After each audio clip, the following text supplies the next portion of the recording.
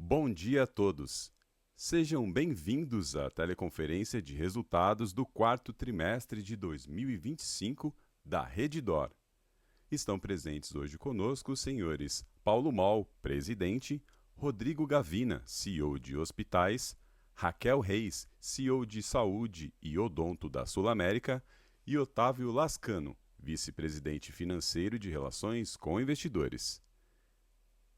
Informamos que o evento terá duração de 1 hora e sua gravação ficará disponível no site de RI da companhia.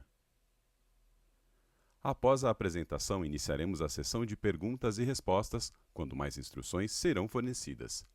Antes de prosseguir, gostaríamos de esclarecer que eventuais declarações que possam ser feitas durante a teleconferência relativas às perspectivas de negócios da Redditor, projeções, metas operacionais e financeiras constituem-se em crenças e premissas da diretoria, bem como em informações atualmente disponíveis. Considerações futuras não são garantias de desempenho e envolvem riscos e incertezas, pois se referem a eventos e circunstâncias que podem ou não ocorrer. Investidores devem compreender que condições econômicas gerais, condições da indústria e outros fatores operacionais podem afetar o desempenho futuro da companhia e podem conduzir a resultados que diferem daqueles expressos em tais considerações futuras. Agora gostaria de passar a palavra ao Sr. Paulo Moll, que dará início à teleconferência. Por favor, Sr. Paulo, pode prosseguir. Obrigado, bom dia a todos. Começar falando aqui de 2025, né, como ano fechado, foi um ano de resultados recordes em várias dimensões, mostrando aqui a execução consistente e um crescimento equilibrado com qualidade aqui do grupo. Hoje, a Redditor a gente opera com uma plataforma integrada de saúde, com hospitais, com a parte de seguro-saúde, oncologia, com toda a coordenação de cuidado que a gente faz, e destacar que essa integração é o que sustenta a qualidade dos nossos resultados aqui que a gente vai apresentar. O modelo continua mostrando muita solidez, a gente tem muito ativo de alta qualidade, marcas fortes, e destacar aqui a qualidade do nosso time. Com isso, eu vou passar aqui pelos principais números. Receita bruta consolidada no ano de 60,4 bi, só crescimento de 10,3%, o EBITDA consolidado de 10,4 bi, que dá 23,2%. Se a gente considerar o EBITDA ampliado, com o resultado financeiro dos ativos vinculados, a gente chega a 11,9 bi, um crescimento de 26% ano contra ano, e um lucro líquido de 4,8 bi, crescimento de 22,7%. Também destacar a geração de caixa robusta da companhia, operacional de 8,1 bi, que permitiu que a gente fizesse uma distribuição importante aos acionistas, né? São 1,75 bi de juros sobre capital próprio, mais 5,6 bi em dividendos, mantendo o nosso padrão de investimentos e ainda assim conseguindo trazer a alavancagem da companhia para uma ligeira redução para 1,82 vezes se comparado ao início do ano. Destacar essa qualidade que a gente vem tendo de geração de caixa e também mantendo a nossa disciplina aqui de alocação de capital. Nos hospitais a gente teve uma demanda sólida, uma ocupação que foi no nível saudável, melhor do que no ano anterior, nível de pacientes dia recorde batendo 3 milhões, uma ocupação média de 79,6%, igualando o nosso recorde histórico. Destaque para as 570 mil cirurgias que a gente fez no ano, dá um crescimento de 14,3%, uma marca histórica também. No quarto TRI, a gente bateu 19% de crescimento nas cirurgias. Esse crescimento cirúrgico é importante, porque vem sustentando aí o crescimento da nossa base de leitos, mantendo uma boa ocupação e trazendo complexidade para o nosso mix. A gente segue avançando também na parte de produtividade, olhando sempre a utilização de leito, eficiência do centro cirúrgico, buscando mais padronização dos processos, e a gente vê que trimestre a trimestre a gente vem conseguindo evoluir, estamos bastante otimistas aí para os próximos. Oncologia, ela atingiu 11% do faturamento total dos hospitais, comparado com 10,2% em 2024, então ganhou relevância. A gente tem um crescimento tanto no volume de infusões, cresceu 10%, quanto na complexidade, no ticket, cresceu 11%. E destacar que é o grande diferencial nosso, né, que é ter a maior rede de oncologia integrada aos hospitais, que é o grande diferencial que a gente consegue oferecer para pacientes e para os médicos.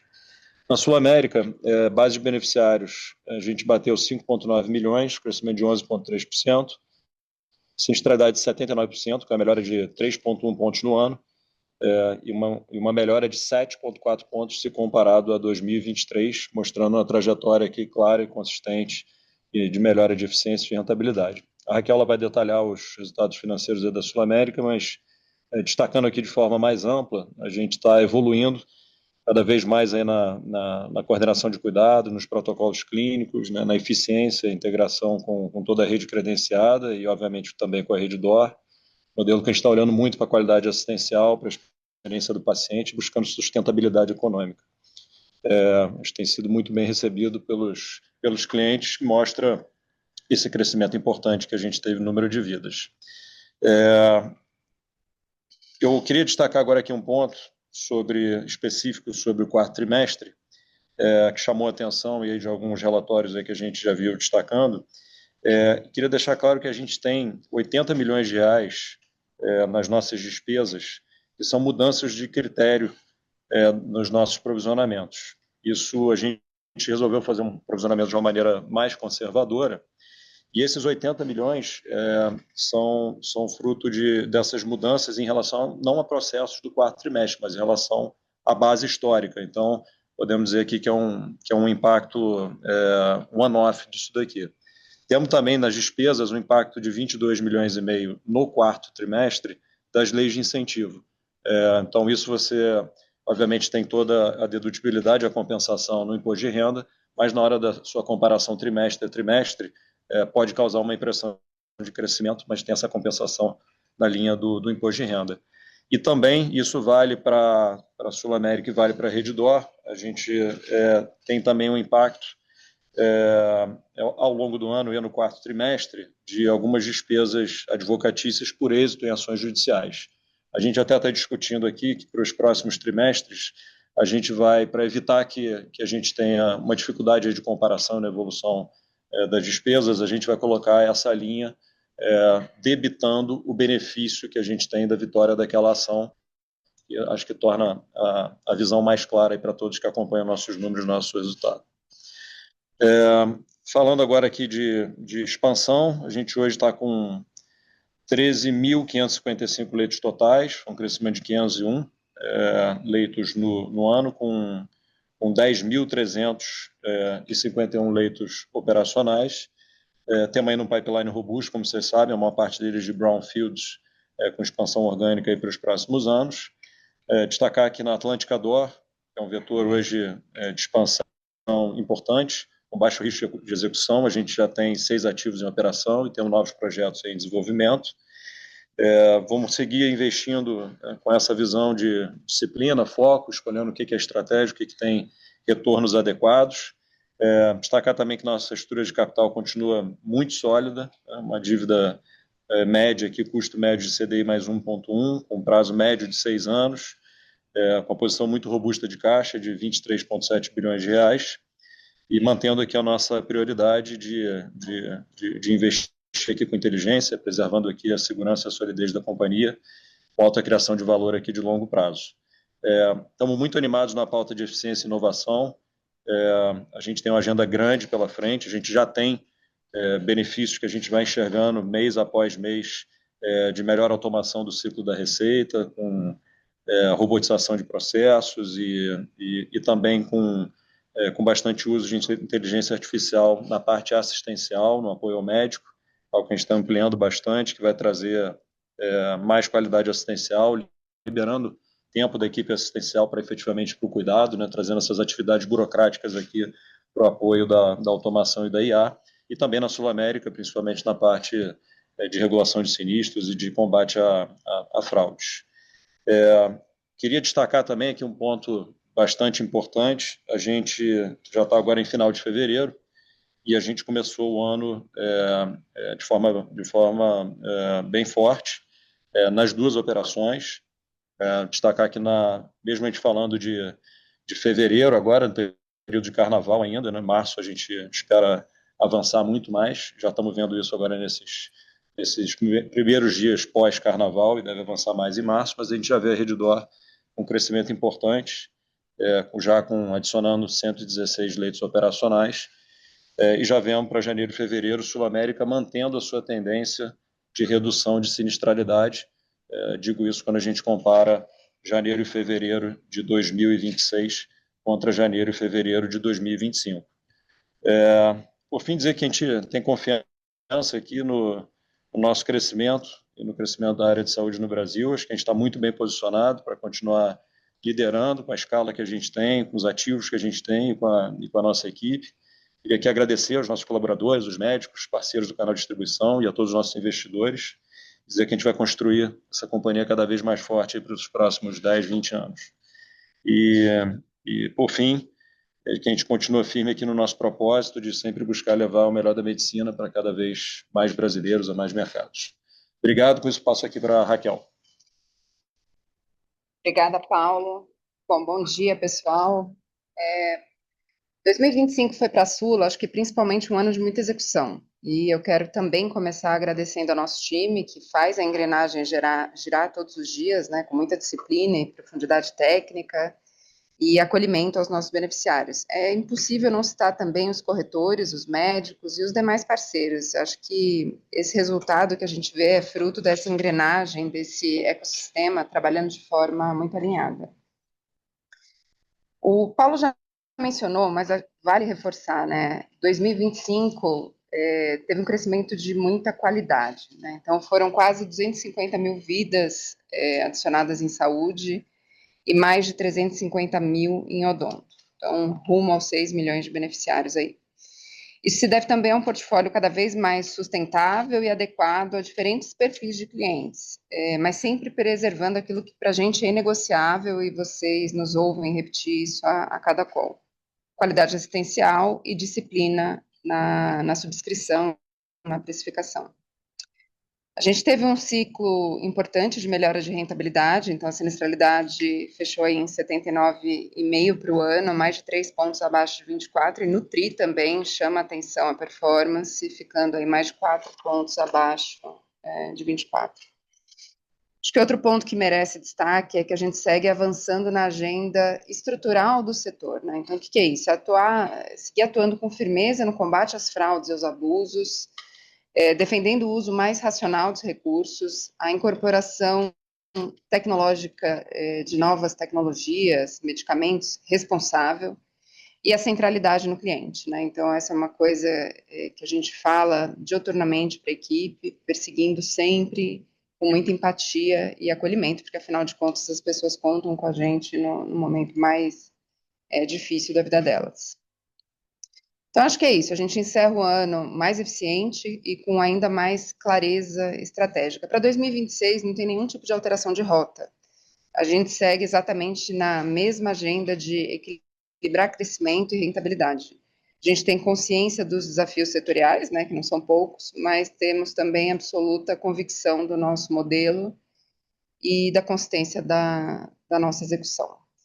Eu vou passar aqui para o Gavina e fico à disposição de vocês. Obrigada. Olá, pessoal, bom dia. Eu não vou ser repetitivo, mas eu preciso fazer também um agradecimento a todo o nosso time pelo 2025, por todo o esforço de todo mundo, incluindo também médicos, pacientes que confiam na gente, né? Os nossos investidores, fornecedores e, inclusive, os representantes das nossas fontes pagadoras, né? Das nossas fontes pagadoras. Então, todo esse pessoal que faz, como a Raquel falou, a roda girar. Nessa busca de qualidade e segurança assistencial, né? A gente vem buscando qualidade e segurança assistencial e uma busca realmente diuturna sobre eficiência operacional. O Paulo já falou, e a gente todo dia acorda, todo dia vai dormir pensando como fazer melhor e como que o nosso paciente se sinta mais seguro e com a qualidade assistencial maior.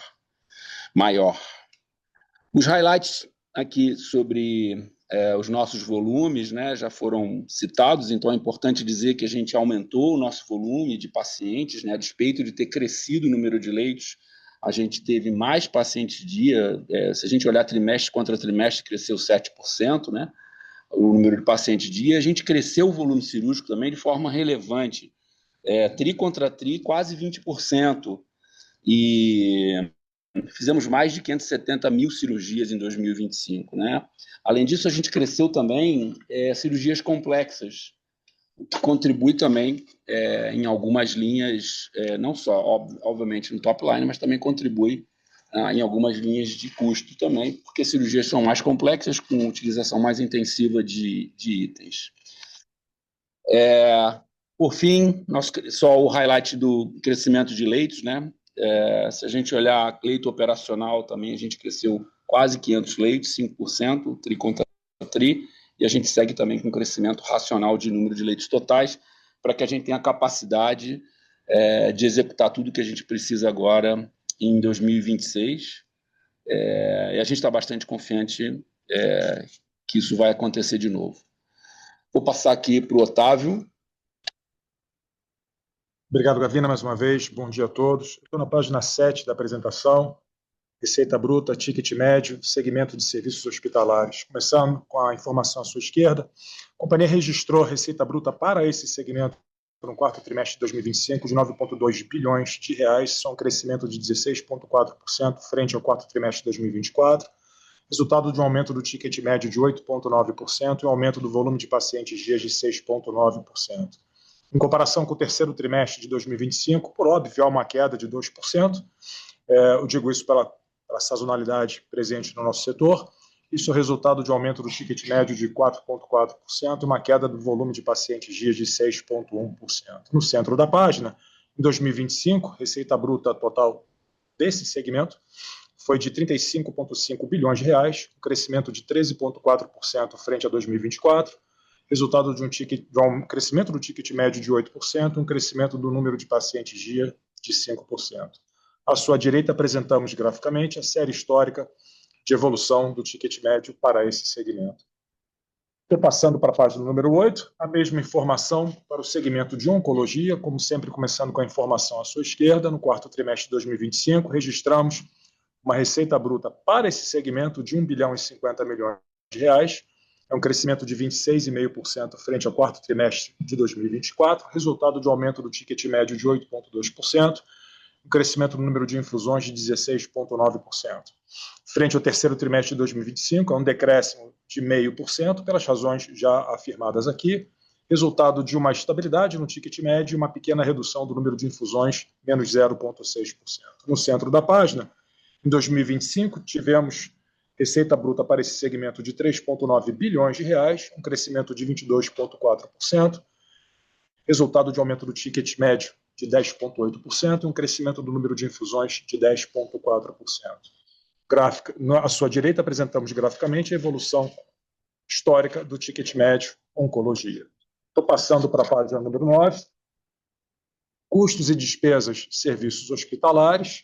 À sua esquerda, registramos custos com serviço hospitalar de 6 bilhões 358 milhões de reais no quarto trimestre de 2025, é um crescimento de 13,7% na comparação anual, é um crescimento de 3% na comparação trimestral. No centro da pasta, registramos custos com serviços hospitalares em 2025 de 24 bilhões 84 milhões de reais, um crescimento de 13,2% frente ao exercício fiscal anterior. À sua direita, apresentamos despesas gerais administrativas, que foram de 315 milhões de reais no quarto trimestre de 2025. Nós tivemos eventos não recorrentes, todos eles positivos, no quarto trimestre de 2024, no terceiro trimestre de 2025 e no quarto trimestre de 2025. Quando ajustados para esses eventos não recorrentes, essa linha está absolutamente estável, em torno de 3,5% da ROB. Por fim, à sua extrema-direita, no ano de 2025, registramos despesas gerais administrativas totais de 1 bilhão 222 milhões de reais, um crescimento de 6,6% frente ao exercício fiscal anterior. E passando para a página número 10, EBITDA e lucro líquido, mais uma vez, segmento de serviços hospitalares. À sua esquerda, registramos um EBITDA de 2 bilhões e 89 milhões de reais no quarto trimestre de 2025, um crescimento de 36,3% na comparação anual, um decréscimo de 10,1% na comparação trimestral, uma margem EBITDA de 25,6%. No centro da página, no ano, o EBITDA para esse segmento foi de 8 bilhões e 143 milhões de reais, um crescimento de 13,6% frente a 2024, uma margem EBITDA de 25,9%. À sua direita, reportamos o lucro líquido consolidado, que no quarto trimestre de 2025 foi de 1 bilhão 224 milhões de reais, um crescimento de 39,2% na comparação anual. Já o lucro líquido ajustado, por efeito contábil da amortização das carteiras de Sul América por ocasião da aquisição da companhia em 2022, foi de 1 bilhão 277 milhões de reais, um crescimento de 37% na comparação anual. À sua extrema direita, o lucro líquido ajustado foram de 4 bilhões 828 milhões de reais, 5 bilhões e 38 milhões de reais, respectivamente, no exercício fiscal de 2025, um crescimento de mais de 20% frente ao exercício fiscal de 2024. Passando para a página número 11, dados sobre as empresas Sul América, começando com o gráfico, a informação no alto à sua esquerda, no quarto trimestre de 2025, registramos uma receita líquida de 8 bilhões 515 milhões de reais, é um crescimento de 8,3% na comparação anual. No exercício de 2025, a receita líquida das empresas Sul América foi de 33 bilhões 168 milhões de reais, é um crescimento de 10,5% frente a 2024. Nos movendo no sentido horário, gráfico no alto à sua direita, a sinistralidade consolidada no quarto trimestre de 2025 foi de 75,8%, um decréscimo de 4,4 pontos percentuais. Em 2025, a sinistralidade consolidada de 79% representou um decréscimo de 3 pontos percentuais.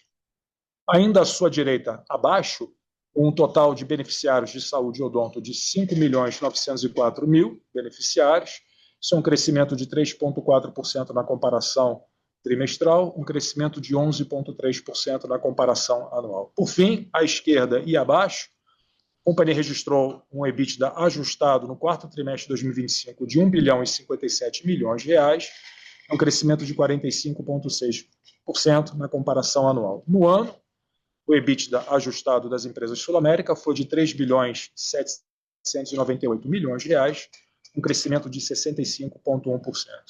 O EBITDA consolidado da companhia em 2025 foi de 10 bilhões 447, o EBITDA ajustado consolidado foi de 11 bilhões 492 milhões de reais.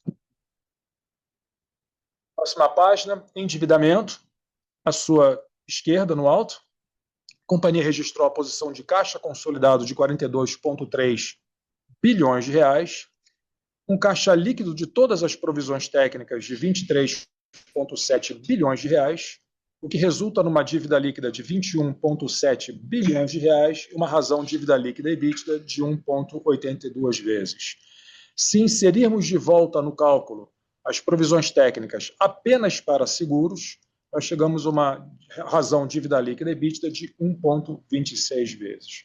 No centro da página, apresentamos o prazo médio do endividamento da companhia, são 6 anos, custo de capital de terceiro absolutamente controlado, CDI mais 1,1, lembrando a todos que essa empresa tem a totalidade ou substancialmente a totalidade de todos os seus ativos livres de qualquer espécie de gravame, acordo de collateral, coisas do gênero, pledge, qualquer coisa do gênero, e essa empresa não tem covenants financeiros.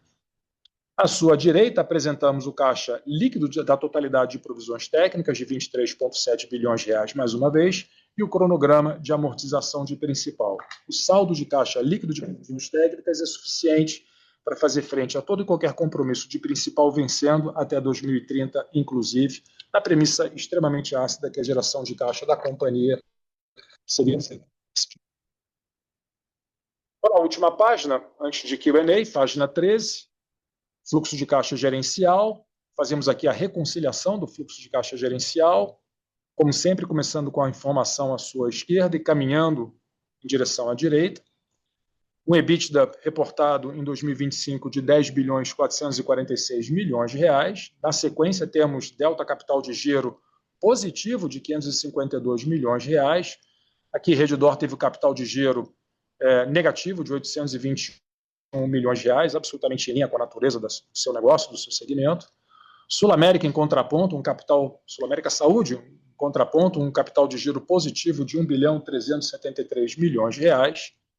Na sequência, temos outros itens de balanço negativos 714 milhões de reais. Aqui temos contingências e depósitos judiciais de 152, adiantamentos de 50, o caixa de GSH, que vai embora na medida que a empresa foi alienada, de 237 milhões de reais, e o próprio ganho da alienação da GSH de 269 milhões. Mais uma vez, nos movendo à sua direita, temos pagamentos de aluguéis de 805 milhões de reais. Na sequência, pagamento de impostos de 1,4 bilhão de reais. Temos fluxo de caixa advindo das operações, das atividades financeiras da companhia, negativos em 230 milhões de reais. Aqui nós temos captações de 13 bilhões de reais no exercício fiscal de 2025, amortizações de 5,3 bilhões de reais. Muito exercício de gestão de passivo foi feito na companhia para alongar os horizontes e manter a empresa extremamente líquida. Temos pagamento de dividendos JCP de 6,5 bilhões de reais, despesas financeiras líquidas de 1,2 bilhões de reais e recompra de ações de 390 milhões de reais. Na sequência, temos fluxo de caixa advindo das atividades de investimentos, negativo em 2,5 bilhões de reais. Aqui nós temos investimentos em greenfields e brownfields de 1 bilhão e 97 milhões de reais, diversas pequenas expansões, 485 milhões de reais, investimentos em TI, 471 milhões de reais, investimento em manutenção, 577 milhões de reais, investimentos em real estate, de 456 milhões de reais, e temos positivos 760 milhões de reais relacionados com atividades de M&A. Aqui nós temos a migração do Hospital Campinas para debaixo do guarda-chuva da joint venture com o Bradesco Saúde, são 383 milhões de reais. Temos earn-out relacionado à alienação de Dor Consultoria em 2024, no montante de 71 milhões de reais, e a própria alienação de SH são 305 milhões de reais. Chegamos, então, a uma variação de caixa de 5,3 bilhões de reais. Uma vez deduzidos o saldo de provisões técnicas de previdência privada de 3,5 bilhões de reais, chegamos a uma variação de caixa em 2025 de positivos 1,8 bilhões de reais. Bom, eu termino aqui e abro espaço para perguntas e respostas. Muito obrigado a todos. Iniciaremos agora a sessão de perguntas e respostas para investidores e analistas. Caso deseje fazer alguma pergunta, por favor, clique em levantar a mão. Se a sua pergunta for respondida, você pode sair da fila clicando em abaixar a mão. Devido à limitação de tempo desta teleconferência, pedimos gentilmente aos analistas para se limitarem a no máximo 2 perguntas, para que desta forma mais pessoas podem participar. Nossa primeira pergunta vem do senhor Samuel Alves, do BTG Pactual. Por favor, Samuel, seu microfone está liberado. Bom dia, Paulo, Raquel, Gavina, Otávio, bom dia a todos. São 2 perguntas aqui do nosso lado. A primeira é com relação a despesas comerciais na Sul América. Ficou claro no discurso inicial ali do Paulo de alguns efeitos que acabaram poluindo a linha de outras despesas operacionais, né?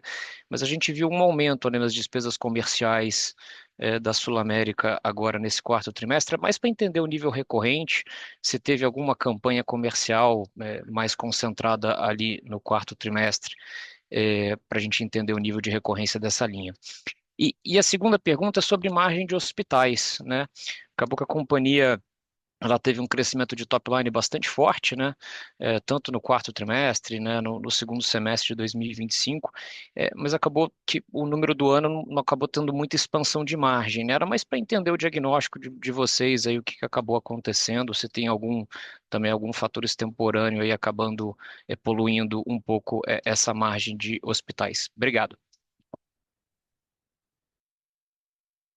Oi, Samuel, bom dia, obrigada pela pergunta. Aqui eu acho que a gente tem principalmente 2 fatores, né? Tem 22 milhões, 22,5, né, Otávio, oriundos de despesas de marketing, doação de verba incentivada, um pouco também de investimento na campanha dos 130 anos da Sul América. Fora isso, a gente está com uma venda muito, muito expressiva, principalmente no varejo, e pela lógica do mercado, pela dinâmica do mercado, e isso requer um percentual de agenciamento, né, na captação do negócio, que também acaba trazendo um pouco mais de pressão em DC. Fora isso, nada diferente. Paulo. Obrigada. Fala, Paulo. Vamos lá, Samuel, tudo bem? Bom, sobre margem hospital, a gente vê espaço para melhora. É claro que quando você vê o consolidado, isso é uma soma de partes, e a gente tem um certo ajuste de perfil. Óbvio que você pode falar de linhas de custo que a gente está tendo agora mais atenção, né, alguma coisa com algumas terceirizações mais eficientes, né, com algumas linhas de despesa, e sempre tem essas oportunidades, mas talvez para olhar num big picture, a gente cresceu muito com perfil cirúrgico, com perfil de paciente que nos ajuda no ticket. Se você for olhar, a gente teve um bom desempenho de ticket, nos ajuda no top line, mas algumas vezes por utilização de materiais e consumo de uma estrutura maior para esse tipo de atendimento, você tem algum impacto ali na margem. Então, no todo, a gente está sempre olhando muito mais, né, o que a gente está conseguindo ter de EBITDA nominal e crescimento de EBITDA nominal, e alguns hospitais eles tiveram esse comportamento onde eles ficaram um pouco abaixo da margem que a gente projetou para o ano, mas eles entregaram o EBITDA nominal.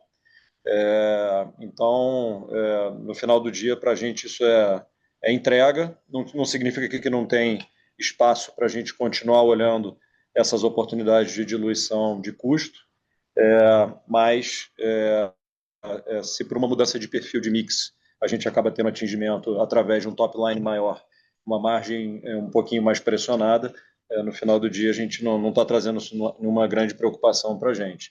Mas reforço que a gente continua aqui em busca das diversas ações, ramp-up de vários hospitais, que conforme vão rampando seus leitos, é natural, né, nos brownfields, a gente conforme vai ocupando esses leitos, esses hospitais vão amadurecendo, que a gente possa ter mais alguns pontos aí de ganho de margem.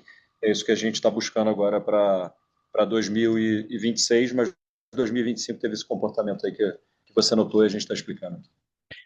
Obrigado, Paulo. Obrigado, Raquel. Ficou bem claro. Bom dia. Obrigado. A próxima pergunta vem do senhor Leandro Bastos, do Citi. Por favor, Leandro, seu microfone está liberado. Bom dia, pessoal. Obrigado. São duas perguntas também. A primeira aqui em Sul América, se vocês puderem discutir um pouquinho aqui qual que é a estratégia de repasse de preço e crescimento de ticket para a Sula esse ano, né? A gente viu aqui, por exemplo, no quarto TRI, um VCMH, né, um custo por vida muito controlado, né, e um ticket desacelerando. Vocês comentaram aqui que, por enquanto, no início do ano, a sinistralidade segue bem equacionada, então eu queria entender se é meio que uma continuidade desse movimento ou se os vetores talvez sejam um pouco diferentes. O que vocês puderem discutir aqui, acho que seria um primeiro ponto. E a segunda, acho que é mais um follow-up aqui nos comentários iniciais do Paulo, né, também que vocês viram os hospitais iniciando o ano de maneira consistente. Queria pegar aqui também um update como vocês estão vendo taxa de ocupação e se esse mix de complexidade, né, que acho que mudou de patamar ali, pelo menos desde o terceiro TRI, se ele meio que também permanece do que vocês estão vendo aí de dados na ponta. Obrigado.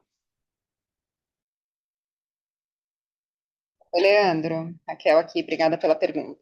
Bom, vamos começar falando um pouco de crescimento de ticket, né, barra reajuste. Eu acho que é um excelente ponto para a gente deixar clara a nossa posição. Posição essa que vem sendo externada aí em todos os últimos trimestres. A Sul América não tem um foco específico em majoração de ticket médio, né? Então, em elevação do reajuste. Pelo contrário, a gente vem apresentando e vem lutando para apresentar isso, inclusive uma redução desse reajuste, tanto nas carteiras de varejo quanto nas carteiras empresariais. Esse reajuste é sempre fruto da combinação, né, entre tudo que a gente está gastando e pagando de sinistro para os prestadores versus o que a gente está arrecadando. E a gente tem plena convicção de que quanto mais assertivo for esse equilíbrio, maior a gente maior a gente consegue ser, né, com o maior crescimento da base. Então, para te dar alguns números e ilustrar um pouco isso, vocês vão lembrar que em 2023 a gente lançou a estratégia de reembolso modular. Então, são reembolsos diferentes para produtos diferentes, onde a gente olha ali mais para a base da pirâmide, é um tipo de produto que tem reembolso só para consulta de emergência, subindo um pouquinho, você tem consulta de emergência, consulta eletiva, subindo um pouquinho mais, você chega em honorário médico, vai, até chegar no topo da pirâmide, que aí engloba tudo de fato, podendo entrar terapias, exames e etc.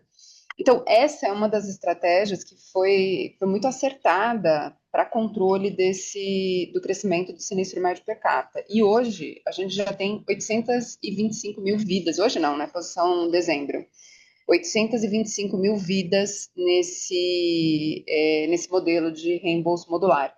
Tudo que a gente vende no varejo hoje entra aí, tudo que a gente vende no adesão entra aí, uma boa parte do que a gente vende no empresarial entra aí também, e nas renegociações de reajuste, a gente sempre busca, quando tem ali um reajuste um pouco mais alto, principalmente, a gente sempre busca colocar possibilidades que viabilizem um reajuste mais baixo, e em algumas das vezes é justamente fazer a troca desses produtos. Além disso, tem a coparticipação, né, que aí eu bato há muitos, muitos anos e tenho crença de que é talvez a ferramenta mais importante para a conscientização do beneficiário na utilização correta do plano de saúde. Hoje, falando das vendas, tá? 40% do que a gente vende no PME, 55% do que a gente vende no PME+, que são aquelas empresas de 30 até 200 vidas, mais ou menos, 85% do que a gente vende no empresarial e 100% do que é vendido no adesão entra necessariamente com coparticipação. Então, quando a gente vai fazendo a combinação disso, e alguns produtos exclusivos e tudo mais, a gente chega, inevitavelmente, num crescimento de ticket menor. Acho que é isso. Leandro, na segunda aqui sobre os hospitais, a gente começou muito bem o ano, tanto em volume como em ticket. Por isso o otimismo aqui em relação a esse primeiro trimestre. Já podemos falar por janeiro e fevereiro, mas com a dinâmica muito boa em volume e ticket quando comparado ao primeiro tri do ano passado. Obrigado, Ótimo, Leandro. pessoal. Obrigado. Bom dia.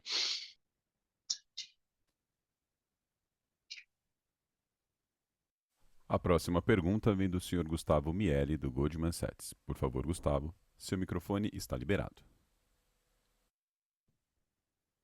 Bom dia, Paulo, Gavina, Raquel, Otávio, obrigado pela apresentação. Eu queria fazer 2 follow-ups, por favor. Primeiro, eu queria voltar um pouco na discussão de margem hospitalar, colocando uma lupa aqui no MatMed hospitalar, né? Acho que no release vocês deixam bastante claro aqui que a maior penetração de oncologia no negócio naturalmente aqui acaba pesando um pouco nessa linha, né? Mas até quando a gente tenta fazer uma sensibilidade aqui de expurgar o MatMed oncológico, né? Até olhando um pouco para o peer listado de vocês nesse setor, para tentar ver um pouco mais o que é o MatMed só dos hospitais, a gente, enfim, parece enxergar aqui também uma pequena pressão ano contra ano. Então, eu queria entender primeiro, né, se esse entendimento ele é correto e segundo, né, se tem, enfim, algum ponto aqui no MatMed dos hospitais que vocês enxergaram como um ofensor aqui, não sei, de repente um reajuste um pouco mais ácido de algum fornecedor, um efeito de mix, enfim, se vocês pudessem falar um pouquinho sobre essa linha especificamente, acho que seria bacana. Essa era uma primeira pergunta. Em uma segunda, assim, até fazendo follow-up no que o Paulo comentou em uma das respostas, né, tentar entender um pouco a dinâmica de ticket, né, que foi bastante forte nesse trimestre e que acaba chamando atenção, né, porque no quarto trimestre vocês acabam tendo uma exposição menor a reajustes de preço, né, então tentar entender se de fato foi só o impacto dessas cirurgias crescendo quase 20% ano contra ano, ou se de repente tem um carrego de reajustes que vocês fizeram ao longo do terceiro tri, né, que não foram percebidos integralmente no terceiro trimestre, mas que no quarto tri eles de repente aparecem de uma maneira um pouco mais significativa nos resultados. Enfim, são esses 2 pontos, pessoal. Muito obrigado.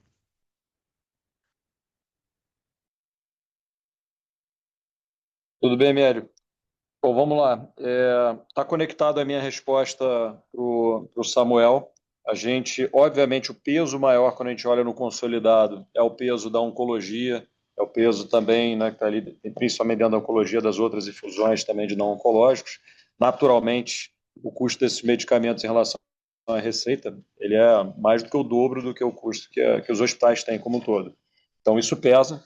Quando a gente exclui, você tem uma redução substancial, mas ainda assim você tem algum crescimento nos hospitais. Isso não é por conta de negociação de preço dos insumos. A gente vem tendo, acho que um desempenho muito bom, fruto de todos os esforços, escala, busca de novos produtos, enfim. Todas as ações nossas aqui de procurement têm funcionado muito bem, a gente está muito feliz com o resultado do trabalho desse time, mas tem uma diferença de mix. É o que eu comentei na resposta para o Samuel. Alguns hospitais nossos, como no agregado, você tem mais cirurgias complexas, em especial alguns hospitais a gente vê um aumento grande de cirurgias de alta complexidade, fruto também de algumas estratégias nossas, de alguns centros de excelência que a gente montou. Então, obviamente, no final do dia a gente fica feliz com o resultado disso, porque ajuda o top line do hospital e ajuda o ticket, que é o que está conectado à segunda parte da tua pergunta. Então, alguns hospitais e a empresa como um todo crescendo o ticket um pouco mais acelerado, ou seja, aquilo que a gente historicamente falava de alguns pontos ali em cima dos nossos reajustes que a gente conseguia vindo de mix, a gente tem uma certa aceleração disso de forma agregada no ano de 2025, em especial em alguns hospitais onde a gente tem as cirurgias de alta complexidade passando a ter um peso importante, esses hospitais andando mais o top line e, por consequência, tendo um pouquinho mais de pressão ali dentro de insumos, mas algo que está sob controle, esperado, e não está trazendo nenhuma preocupação para a gente. Claríssimo. Obrigado, Paulo. Bom dia. Obrigado, Miele. Nossa próxima pergunta vem do senhor Vinícius Figueiredo, do Itaú BBA. Por favor, Vinícius, seu microfone está liberado. Bom dia, pessoal. Obrigado por pegar a minha pergunta. Vou começar aqui com um follow-up na pergunta aqui do Leandro. Acho que ficou bem claro na resposta da Raquel em relação à representatividade dos produtos com coparticipação, com reembolso modular, mas um negócio que eu queria escutar um pouquinho de vocês é em relação ao mix de produto, porque quando a gente olha o produto mais vendido da ANS, né, a gente tem visto na maioria da indústria, eu não estou falando nem de Sul América em específico, né, mas que tem avançado bastante em relação à direção de produtos com rede mais fechada, de repente também produto com mais enfermaria, não necessariamente tanto com quarto privado, mas, e até, né, pegando aqui o gancho aqui com a Sul América, algo que a gente observou é que ao longo desses últimos trimestres, apesar de você ainda mostrar, né, um crescimento muito forte no plano especial e outros planos, né, no segmento um pouco mais premium, vem chamando a atenção o Direto Nacional. Ele vem ganhando representatividade. Tem algumas praças em específico, até que o Direto Nacional ele tem sido uma parcela grande aqui do Gross Ads da empresa. Então, tentar entender um pouquinho como que vocês têm percebido o ambiente competitivo para esse produto específico, como que ele adiciona aqui valor, tanto eu entendo que ele tem um ticket um pouquinho menor, né, mas como que ele adiciona valor em relação à sinistralidade. E aí, um outro ponto que eu queria pegar é em relação à contingência, né, que acho que o Paulo comentou no comecinho do call, em relação a alguns one-offs, né, eu entendo que tem uma parte aqui de provisão da contingência que no terceiro tri já tinha vindo alto, porque vocês começaram a ser um pouco mais conservadores naquela discussão de judicialização, mas só para tentar entender um pouco da natureza desse quarto tri aqui de ter tido essa contingência aqui um pouco mais forte e se é só essa parte de judicialização ou tem alguma outra natureza aqui que a gente deveria levar em consideração. Obrigado. Oi, Vinícius, vamos lá, vou começar aqui pela primeira e o Otávio pega a segunda parte das contingências. Em primeiro lugar, o que a gente tem visto de venda aí nos últimos 2 anos é uma concentração. A gente fez um de volta às origens, né? Como a gente costuma falar bastante por aqui. Então, a gente vem focando cada vez mais em produtos do meio da pirâmide para cima. Tá? Então, hoje, eles representam mais ou menos 62% de tudo que a gente vende. Como eu disse, todos os produtos acabaram passando do especial para cima, tá? todos os produtos acabaram passando por um retrofit, por negociação com o prestador, com ajuste na camada de reembolso, que quando a gente fala de plano especial, executivo, prestige, a parcela do reembolso começa a ser algo bastante relevante. Então, acaba sendo uma combinação de tudo isso. Mas a concentração do que vem sendo vendido, de fato, tá muito nesses 3 produtos. Com relação ao direto nacional, ele é uma evolução das gerações passadas dos diretos, né? Então, a gente começou lá em 2020, 2019, com a primeira geração dos diretos, produtos mais regionais. A gente aprendeu bastante ao longo do tempo com isso, e o direto nacional é um direto completamente retrofitado, que também contou com a renegociação completa dos prestadores, com os prestadores que fazem parte desses produtos. Afinal de contas, a gente está oferecendo um balcão muito maior para eles, né, quando tem um produto com uma rede um pouco mais reduzida, e inclusive esses produtos hoje vêm sendo vistos como produtos rentáveis aqui por nós, tá, que é o nosso produto de base de pirâmide. Ambiente competitivo de forma geral, eu vejo alguma ação um pouco mais agressiva, vamos colocar dessa forma, de um competidor ou de outro, de forma pontual em algum cliente, em alguma região que eles queiram avançar. Mas, de forma geral, não vejo nenhuma mudança estrutural no ambiente competitivo que a gente observou aí na maior parte do ano passado. Obrigada. O que diz respeito à sua segunda pergunta, é absolutamente relacionado com a mudança de prática da companhia de reconhecer mais rapidamente, registrar mais rapidamente, melhor dizendo, provisões para questões cíveis. Anteriormente, nós provisionávamos quando chegava em segunda instância, né? Nesse momento a gente provisiona no momento que a gente toma conhecimento da existência de tal questionamento judicial, né? Então, basicamente mudança de prática contábil. Perfeito. Aí, só para ficar claro aqui, Otávio, obrigado pela resposta, mas o que aconteceu no quarto TRI em específico? Porque no terceiro TRI isso daqui já deveria ser verdade, né? Essa prática um pouco mais conservadora. No quarto trimestre teve alguma mudança frente ao terceiro?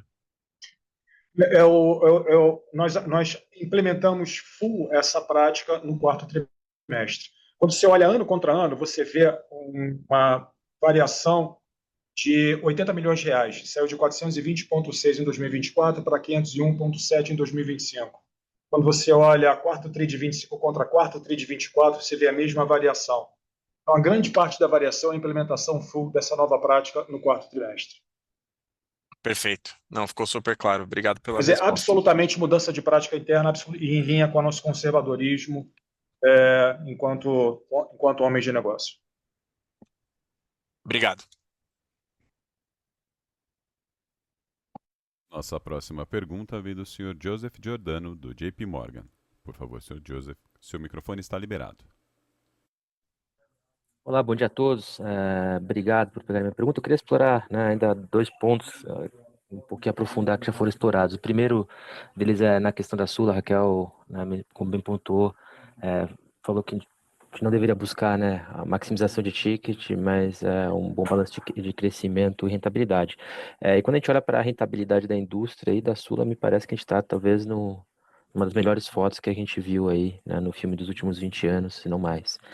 Então, eu queria entender de vocês se existiria talvez um apetite por um loss ratio ligeiramente inferior, apesar dele continuar melhorando, como contrapartida de um maior crescimento em vidas, né? E por óbvio, isso aqui contribuindo de maneira mais saudável para o ecossistema né, de rede, crescimento de toda a rede hospitalar.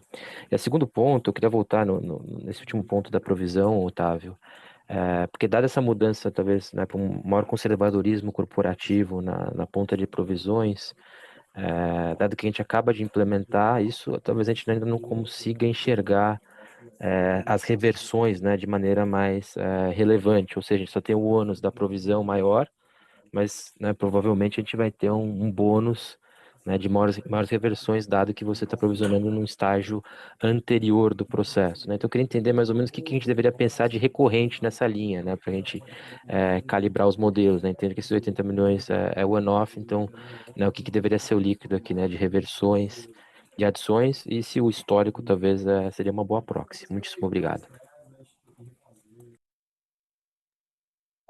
Oi, Joe. Obrigada pela pergunta.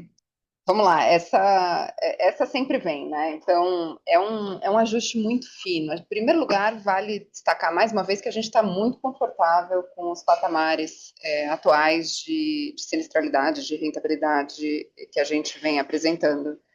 Acho que isso é fruto de tudo isso que eu falei, de novos produtos e tudo mais, mas é fruto também desse novo organismo que a gente né? De usar uma boa parte das sinergias e de poder de compra, de poder de barganha, fazendo parte do grupo que a gente faz hoje, que é o maior grupo de saúde da América Latina. Então, apesar de estarmos bastante confortáveis com a sinistralidade que vem apresentando hoje, o foco do time, se você olhar para fins de meta, vai ser sempre de melhora de sinistralidade e de aumento da base de beneficiários. No dia a dia, a gente faz aí essa calibragem de forma muito específica. Então, tem uma determinada região onde a gente está vendo um PIB per capita alto, onde tem um perfil para a gente colocar produtos com bastante aderência, vamos investir aqui?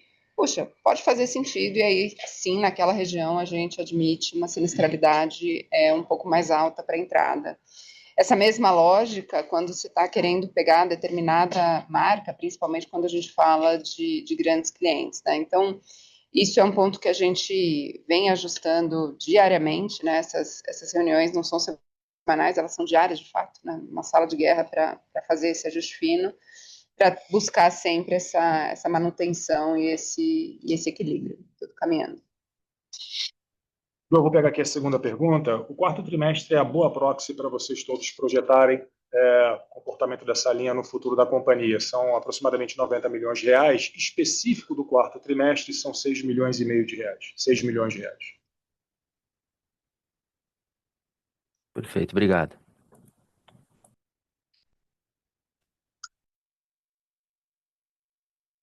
A próxima pergunta vem do senhor Gustavo Tizeu, do Bank of America. Por favor, Gustavo, seu microfone está liberado. Bom dia, pessoal. Obrigado por pegar nossas perguntas. São duas aqui. Peço até desculpa que a gente vai fazer um follow-up do que já foi discutido, um pouco mais de MATMED. Acho que o Paulo deixou claro algumas especificidades, oncologia, mas a gente queria tentar entender a recorrência. Essa maior complexidade, ela vem com uma menor margem mesmo, e isso é recorrente daqui para frente? Ou tem alguma coisa que foi específico do quarto Q que daqui para frente a gente não vai conseguir ver mais? Então é mais para entender e guiar um pouco a cabeça de o que essa alta complexidade traz de pressão de margem, um pouco do porquê e o que esperamos daqui para frente. E o segundo ponto, em Sul América, quando você olha a provisão técnica, ela vem desacelerando, né? E a gente usa como uma proxy da Peona. E aí esse TRI foi 130 milhões versus os 300, 400 milhões, a média dos TRIs anteriores. É mais para entender se a gente começa a ver uma inversão de ciclo. E aí, de fato, faz sentido você operar com uma Peona mais próxima do que o mercado opera ou do que um nível mais baixo, porque você já fez seu estoque que você já esperava, ou talvez é uma inversão que o ticket já está um pouco mais baixo. A Raquel já deu muitos exemplos, mas só para entender o quão é factual arrastar uma melhora dada a sazonalidade daqui para frente dessa sinistralidade. São essas duas questões. Obrigado, pessoal. Legal, vamos lá, Gustavo. Falando sobre os insumos. Tentar ser mais claro aqui na explicação. Se a gente nos próximos trimestres tiver o mesmo tipo de mix, a gente tem uma expectativa de redução do nosso insumo sobre receita, porque é isso que a gente tem conseguido historicamente. A gente consegue crescer mais o top line do que a gente reajusta no preço dos insumos. E isso foi na verdade, o que aconteceu em 2025, porque apesar da gente ter tido essa estabilidade, essas boas negociações de insumos, a gente teve uma mudança de mix. Quando você tem essa mudança de mix, você pode sim ter um aumento de insumo sobre receita. Mas todos os hospitais, e foram vários, que a gente teve mudança de mix mais complexo, e o insumo sobre receita ele ficou mais carregado, ele tem a compensação com o ticket andando. Por isso que isso não causa preocupação para a gente. Se tiver um mix mais complexo, pode ter um insumo sobre receita mais carregado, mas você vai ter uma compensação de crescimento de top line, que depois, quando você for olhar o teu EBITDA nominal, ele vai estar melhor do que se ele tivesse um mix de menor complexidade. Então, por isso que eu expliquei que não é um ponto de preocupação. A gente vem tendo a mesma dinâmica aqui de eficiência na parte de procurement dos insumos, e normalmente, melhora de mix vem com essa notícia boa, que esse ganho no top line ele é maior do que, eventualmente, um ponto que você machuca ali no insumo sobre receita. Gustavo, vamos lá, sobre as provisões técnicas, a gente não tem nenhuma mudança de critério, tá? Então, nada que você pudesse considerar aí na tua pergunta de arrasto do número que foi visto aí no quarto tri.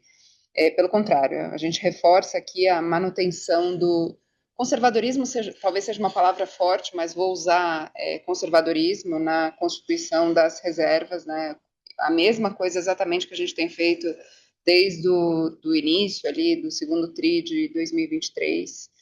E essa redução que foi notada, eu atribuo, por fim, à sazonalidade, né? Então, acho que finalmente a gente começa a ver uma sazonalidade muito próxima ao que a gente via no período pré-pandemia. Então, esse foi o único motivo, tá? Nenhuma mudança de critério. Obrigada. Perfeito, obrigado, Paulo e Raquel. Obrigado. Nossa próxima pergunta vem do senhor Eduardo Rezende, do UBS. Por favor, Eduardo, seu microfone está liberado. Bom dia, Paulo, Gavina, Raquel, Otávio. São duas aqui do nosso lado também. A primeira seria sobre o volume de cirurgias, que foi muito forte agora no quarto trimestre, e também seguindo aí de um terceiro tri bastante elevado. Se vocês puderem comentar um pouco os principais drivers desse crescimento na visão de vocês, se isso seria mais procedimentos seletivos, explorar se há alguma nova tendência na companhia no sentido de prevenção, talvez diagnósticos mais rápidos ou algo nessa linha. Essa seria a primeira pergunta. E a segunda, eu queria pegar uma atualização no pipeline de projetos. Agora, no quarto trimestre, tiveram 3 brownfields que entraram para a contabilização de leitos totais da companhia, né? São Luís, São Bernardo, Caxias e o São Lucas. Se vocês puderem comentar quais desses ativos já estão operacionais e contribuindo com o acréscimo de leitos destacados para o início do ano. E para os demais, a expectativa seria iniciar a operação já agora no primeiro trimestre. Seria isso do nosso lado. Obrigado. Eduardo, Rodrigo aqui. Obrigado pela pergunta. Essa questão do volume cirúrgico e do mix cirúrgico, ela é uma questão interessante, porque ela passa por vários aspectos de ação que a gente tem aqui na companhia, né? E a gente vem trazendo, sim, cirurgias mais complexas e cirurgias... vou te dar um exemplo. O nosso volume de transplante tem crescido ano a ano, e de diversos transplantes, inclusive transplante de pulmão e coração. Isso é só um dos exemplos, né? Mas o que acaba trazendo não é só o transplante, são cirurgias hepáticas mais complexas, cirurgias, enfim, cirurgias que até no passado tinham alguma dificuldade técnica, no passado mais longínquo, que com o nosso grande parque robótico, com o grande treinamento das equipes, a gente tem conseguido trazer, fruto também, Eduardo, de um projeto de relacionamento médico bastante robusto que essa empresa tem. A gente trabalha todo dia para entender o que os nossos médicos precisam, qual o formato e quais as necessidades para que eles consigam trazer não só volume, sabe, Eduardo, mas também qualidade e segurança para o paciente. Então, o médico se sente seguro de realizar procedimentos ultra complexos nas nossas instalações, porque as equipes estão preparadas, etc, etc. Eu acho que é um pouco de fruto de tudo isso, tá? São Paulo. Eduardo, sobre os hospitais, no quarto trimestre, a contribuição muito pequena, só de alguns leitos do Assunção. Agora, no primeiro trimestre, discreta, e acho que isso começa a acelerar e ter alguma importância aí para contribuir a partir do segundo tri, onde efetivamente a gente consegue ter um ramp-up aí desses leitos e um impacto mais relevante nos nossos números. Super claro, pessoal. Obrigado. Obrigado. Nossa próxima pergunta vem do Sr. Arthur Alves, do Morgan Stanley. Por favor, Arthur, seu microfone está liberado. Opa, bom dia, Paulo, Otávio, Gavina, Raquel, obrigado pelo espaço. São duas perguntas do nosso lado. A primeira é pensando um pouquinho em sazonalidade daqui para frente, conforme vocês vão movendo aí para um mix com cirurgias cada vez mais relevantes, a gente deveria pensar numa variabilidade de resultados dos quarters no ano maior, ou seja, dado que as eletivas em geral são mais postergadas no quarto Q, embora esse 4Q não seja um exemplo disso, mas assim, a gente deveria ver uma volumetria mais forte no 2Q e 3Q mais concentrada, e como vocês disseram mesmo, devem ter uma margem um pouquinho melhor daqui para frente, então assim, a gente vê uma dinâmica muito mais forte de 2Q e 3Q e 1Q e 4Q mais fraco, conforme vocês vão crescendo nessa tendência de maior posicionamentos em cirurgias. E o segundo ponto é uma atualização um pouco de riscos regulatórios, né? A gente vê, não, a gente sabe que a agência regulatória está um pouco quieta, mas em geral, ano de eleição, o Congresso é bem ativo. Eu queria saber se você já tem mapeado algo que pode ser potenciais riscos esse ano. Obrigado. Arthur, vamos pegar aqui primeiro na sazonalidade. De fato, a gente está fazendo mais cirurgia, mas a gente não, até aqui, a gente não vê uma razão para a gente ter uma mudança de perfil de contribuição de cada trimestre no resultado.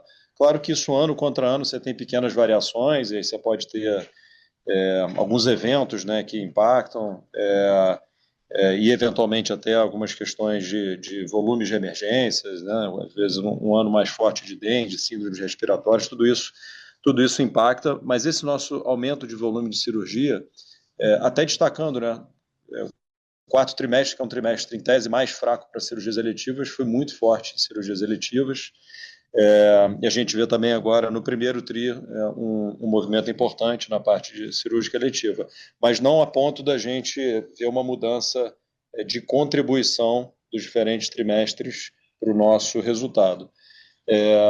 Quanto às questões regulatórias, assim, acho que a gente não tem nada a acrescentar aqui que não seja o que está aí nos jornais que todos estão acompanhando.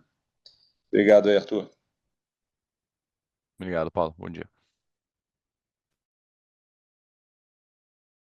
Nossa próxima pergunta vem do Sr. Caio Moscardini, do Santander. Por favor, Caio, seu microfone está liberado. Oi, pessoal, obrigado por pegar minha pergunta. Duas aqui do meu lado, né? A primeira delas sobre leitos operacionais. O que vocês estão, né, imaginando de rampa de leito operacional ao longo de 2026? E se aquele nível de abertura de 500, 600 leitos continua fazendo sentido? E um segundo ponto aqui com relação ao ciclo de capital de giro, né? A gente viu dias de recebimento melhorando aí, tri a tri, mas por outro lado o estoque acabou piorando e também o prazo médio aí de pagamento acabou que deteriorou. Queria entender um pouco com vocês essa dinâmica, né, e o que a gente deveria esperar para frente. Obrigado.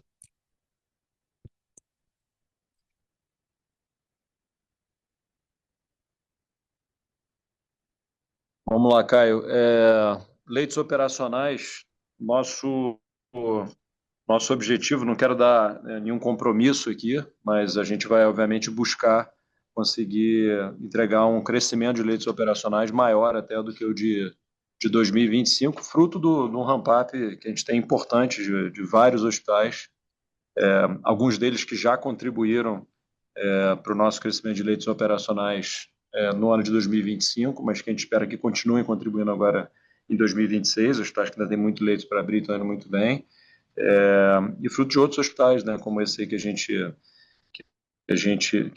foram citados aí, né, então finalizaram as obras recentes, a gente vai começar, vem colocando já alguns leitos deles em operação, isso vai acelerar ao longo do ano. Então, nosso objetivo é fazer mais do que no ano anterior, vamos buscar isso. Vou passar aqui para o Otávio.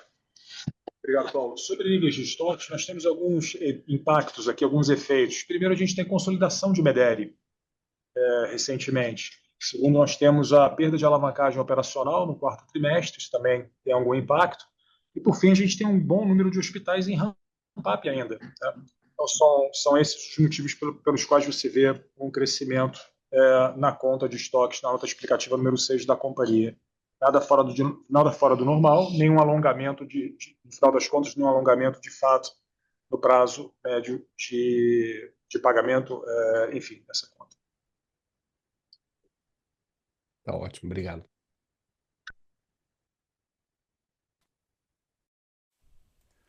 A sessão de perguntas e respostas está encerrada. Gostaríamos de passar a palavra ao senhor Paulo Moll para que faça as considerações finais da companhia. Eu só agradecer a todos pelo suporte, pelo apoio, todos os investidores. E prazer estar com vocês aqui mais uma vez. Em breve estaremos juntos de novo. Um abraço.